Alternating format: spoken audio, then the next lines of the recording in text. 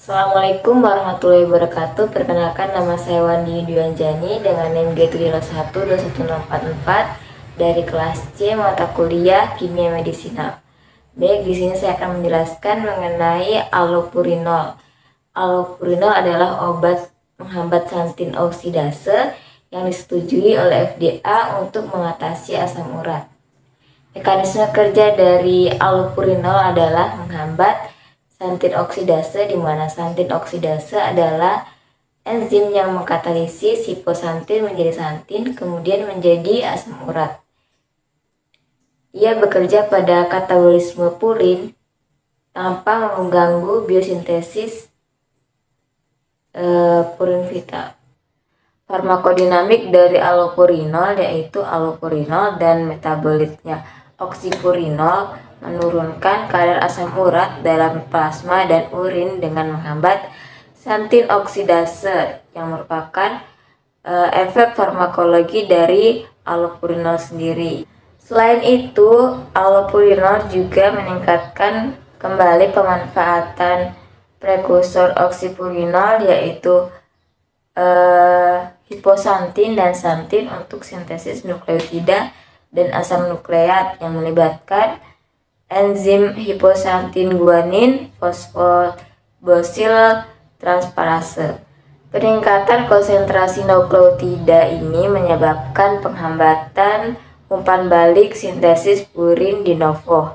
Dengan cara inilah allopurinol dapat mengurangi atau menurunkan kadar asam urat dalam serum dan urin.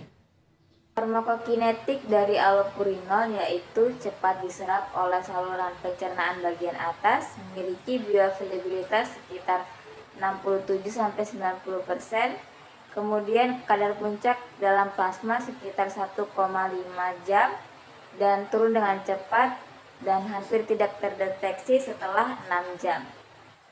Allopurinol terikat oleh protein plasma. Oleh karena itu, peningkatan variasi protein plasma tidak mengubah pembersihan secara signifikan. Volume distribusi dari allopurinol sendiri yaitu 1,6 liter per kilogram. Hal ini menunjukkan penyerapan yang relatif tinggi oleh jaringan. Konsentrasi allopurinol dalam manusia belum ditemukan, namun kemungkinan konsentrasi tertinggi terdapat di hati dan mukosa usus, di mana tempat ini merupakan tempat santin oksidase tertinggi. Allopurinol dan metabolitnya juga terdeteksi di ASI, dan sekitar 20% dosis allopurinol akan diekskresikan melalui feses dalam waktu 48 jam hingga 72 jam. Eliminasi allopurinol terutama melalui konversi metabolik menjadi oksipurinol terjadi di hati dan mungkin juga terjadi di usus oleh santin oksidase dan aldehid oksidase. Dengan kurang dari 100% obat tidak berubah akan diekskresikan menjadi urin. Allopurinol memiliki waktu paruh sekitar 2 jam dan dibersihkan terutama melalui filtrasi glomerulus. Eliminasi allopurinol tertunda pada pasien gangguan ginjal. Hal ini mengakibatkan kadar plasma lebih tinggi dengan terapi kronis, sehingga diperlukannya pengurangan dosis. Pembersihan allopurinol dapat berkurang pada pasien gangguan hati, sehingga diperlukannya pengurangan dosis. Dan kinetika allopurinol pada pasien lanjut usia tidak akan berubah kecuali terdapat gangguan fungsi ginjal. Allopurinol adalah asam yang sangat lemah dengan nilai konstanta disosiasi pKa 9,4. Oleh sebab itu, allopurinol tidak terionisasi pada semua nilai pH larutan lemaknya cukup rendah seperti yang ditunjukkan oleh nilai oktanol, koefisien partisi air 0,28.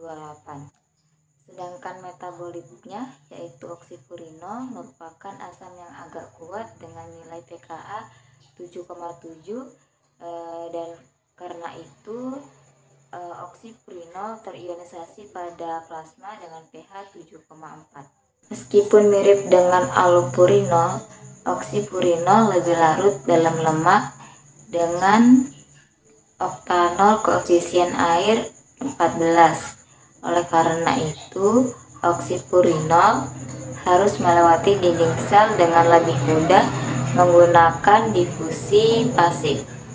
Reaksi yang paling merugikan dari allopurinol adalah nekrosis, epidermal toksik, atau hipersensitivitas allopurinol, dan gejala sistemik atau sindrom DRESS.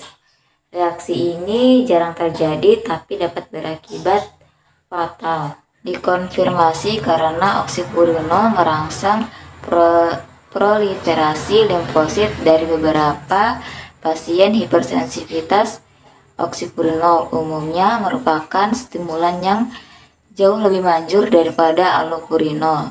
Tetapi baik oksipurinol maupun allopurinol tidak menunjukkan aktivitas pada limfosit beberapa pasien. Tes secara umum kontroversial dan tidak berikatan identifikasi yang sangat spesifik allopurinol ataupun oksipurinol sebagai spesies penyebab. Meskipun oksipurinol telah sering menunjukkan aktivitas dalam uji stimulasi limfosit, telah diklaim bahwa oksipurinol dapat memberikan dengan aman untuk beberapa pasien yang mengalami efek samping. Berdasarkan penelitian Trondheim dan kawan-kawan dengan judul Pharmacokinetic dan Pharmacodynamic of Allopurinol in Elderly and Young Subject pada usia tua, clearance allopurinol dan oksipurinol oleh ginjal menurun dibandingkan individu muda, di mana perubahan ini dapat dikaitkan dengan penurunan fungsi ginjal akibat usia, dan mekanisme eliminasi utama agen ini tidak berubah pada orang tua seperti yang ditunjukkan oleh konstanta laju eliminasi dan pembersihan non-renal yang tidak berubah. Sebaliknya, oksipurinol sebagian besar dieliminasi melalui ginjal. Hubungan linier antara bersihan oksipurinol ginjal dan bersihan kreatinin dilaporkan sebelumnya untuk pasien dengan insufisiensi ginjal. Volume distribusi allopurinol jauh lebih besar dibandingkan oksipurinol. Perbedaan pengikatan protein plasma tidak bertanggung jawab atas volume distribusi allopurinol yang lebih tinggi, karena kedua senyawa tersebut hanya terikat sedikit pada protein plasma. Oleh karena itu, nilai volume distribusi menunjukkan serapan seluler allopurinol yang lebih luas dibandingkan oksipurinol, yang dapat dijelaskan oleh kelarutan lipid yang lebih tinggi atau koefisien distribusi oktanol atau air allopurinol dibandingkan dengan oksipurinol. Laju konversi allopurinol menjadi oksipurinol suatu reaksi yang juga dikatalisis oleh santin oksidase. Tidak berbeda pada kedua kelompok umur. Perbedaan konversi allopurinol menjadi oksipurinol yang tidak berubah pada usia tua, sedangkan metabolisme substrat santin oksidase endogen tampaknya berkurang, mungkin disebabkan oleh fakta bahwa oksidase allopurinol menjadi oksipurinol dihambat hanya oleh konsentrasi allopurinol dan oksipurinol yang jauh lebih tinggi ketika dibandingkan dengan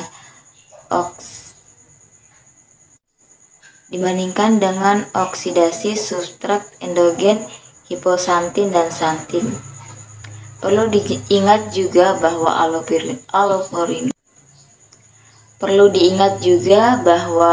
allopurinol juga dapat diubah menjadi oksipurinol oleh aldehida oksidase.